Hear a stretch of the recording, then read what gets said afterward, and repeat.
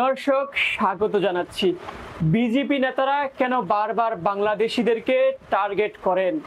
মূলত বিজেপি নেতারা বর্তমান সময়ে যে সকল বক্তব্য দিচ্ছেন, বিশেষ করে ভারতের বর্তমান স্বরাষ্ট্রমন্ত্রী অমিত শাহ বাংলাদেশি অনুপ্রবেশকারীদেরকে নিয়ে বারবার কিন্তু মন্তব্য করছেন।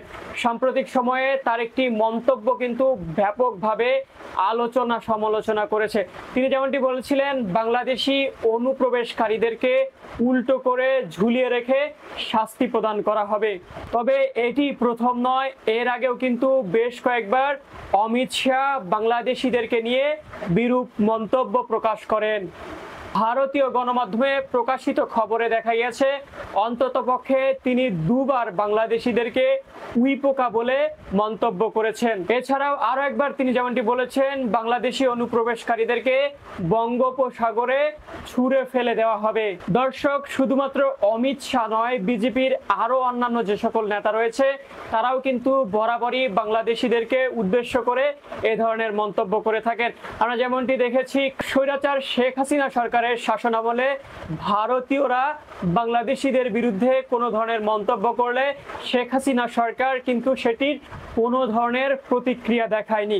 তবে অন্তর্বর্তীকালীন সরকার দায়িত্ব গ্রহণের পরপরই অমিত শাহের বক্তব্যের পরিপ্রেক্ষিতে বাংলাদেশে নিযুক্ত ভারতীয় উপকমিশনারকে কিন্তু দূতাবাস থেকে ডেকে আনা হয় এবং অমিত শাহের এই বক্তব্যের কিন্তু তীব্র নিন্দা জানানো হয় ঢাকার পক্ষ থেকে। দর্শক, কেন বাংলাদেশিদেরকে বারবার টার্গেট করা হয়? কখনো উইপোকা, কখনো বঙ্গোপসাগরে নিক্ষেপ কিংবা উল্টো করে ঝুলিয়ে রাখার মতো মন্তব্যগুলো কিন্তু ভারতীয় নেতাদের মুখেই হর হামেশাই শোনা যাচ্ছে। দর্শক, বিশ্লেষকরা বলছেন এগুলো বিশেষ করে বেশি শোনা যায় ভারতের নির্বাচন অনুষ্ঠিত হওয়ার পূর্বে। হিন্দুত্ববাদী রাজনৈতিক যে সকল সংগঠন রয়েছে তারা কিন্তু সবসময় একটি অপর পক্ষ তৈরি করার চেষ্টা করে। আমরা যেমনটি দেখেছিলাম বিগত বছরগুলোতে তারা কিন্তু সেই অপর পক্ষ পাকিস্তানকে বানিয়েছিল। বিশেষ করে ভারতীয় হিন্দুত্ববাদী যে সকল রাজনৈতিক দল রয়েছে তারা কিন্তু এটিকে একটি ট্রাম্প কার্ড হিসেবে ব্যবহার করে, বিশেষ করে মুসলমানদের বিরুদ্ধে কথা বলে বক্তব্য প্রদান করে তারা সে দেশে তাদের নিজেদের একটি দল ভারী করার প্রচেষ্টা চালায়। তারই ধারাবাহিকতায় তারা পূর্বে পাকিস্তান বিরোধী বিভিন্ন মন্তব্য প্রকাশ করতেন এবং ভারতে যে সকল মুসলমান নাগরিক রয়েছে তাদেরকে পাকিস্তান ট্যাগ দিয়ে তারা কিন্তু জোরালো বক্তব্য প্রদান করতেন। তবে আওয়ামী লীগ সরকার ক্ষমতা আসার পর থেকে ভারতীয় হিন্দুত্ববাদী রাজনৈতিক দলগুলোকে বাংলাদেশকে একটি ট্রাম্প কার্ড হিসেবে ব্যবহার করছেন। তারা যেমনটি বলার চেষ্টা করছেন, ভারতে যে সকল মুসলিম বাংলাদেশি রয়েছে তারা মূলত ভারতের নাগরিক নয়, তারা বাংলাদেশ থেকে ভারতে অনুপ্রবেশ করেছে। আমরা যেমনটি দেখছিলাম পশ্চিমবঙ্গের যে সকল মুসলমান পরিবার রয়েছে তাদেরকে কিন্তু ভারতীয় এই সকল রাজনৈতিক দলগুলো বরাবরই ভারতের নাগরিক বলতে অস্বীকার করেছেন। তারা যেমনটি বলছেন, এই সকল ব্যক্তিরা কিংবা এই সকল পরিবারগুলো বাংলাদেশকে ভারতে অনুপ্রবেশ করেছে, তারা ক্ষমতায় আসলে তাদেরকে বাংলাদেশে পাঠিয়ে দিবে। এ ধরনের বক্তব্যের মাধ্যমে তারা কিন্তু তাদের নিজেদের জনমত বৃদ্ধি ও ভোট বাড়ানোর প্রচেষ্টা চালাচ্ছেন দীর্ঘদিন ধরে।